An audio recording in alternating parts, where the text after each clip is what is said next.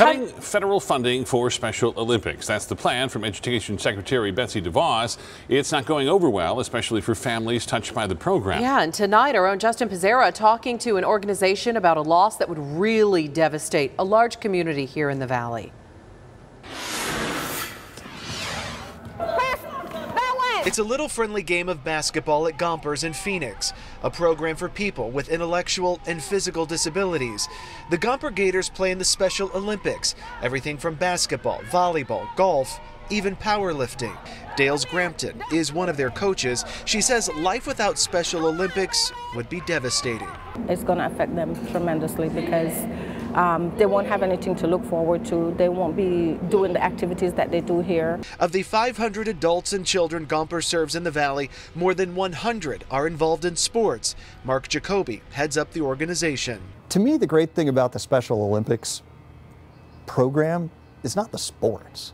It's the things that you get from playing the sports. When Jacoby heard about the proposed cuts by Education Secretary Betsy DeVos, he says he was disappointed and angry. On Capitol Hill, lawmakers were also angry, scolding DeVos for what they call some of the deepest cuts in education spending in 40 years.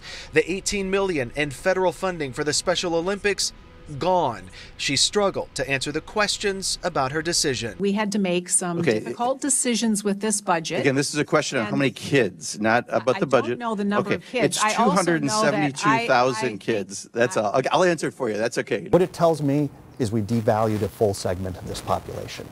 A segment of the population that has some additional challenges, but is as valuable to this society as you and I are. And I think what we told people yesterday, what Betsy DeVos told people yesterday, is they're not as valuable. For Gompers, they're hoping the cuts don't happen. In the meantime, they're raising money to buy new uniforms that'll be worn in the Special Olympics. In Phoenix, Justin Pizzera, ABC 15, Arizona. Special Olympics Arizona sent ABC 15 a written statement. It reads in part, "We ask federal, state, and local governments to join Special Olympics in remaining vigilant against any erosion of provisions that have made a substantial difference in the lives of people with intellectual disabilities." We have a developing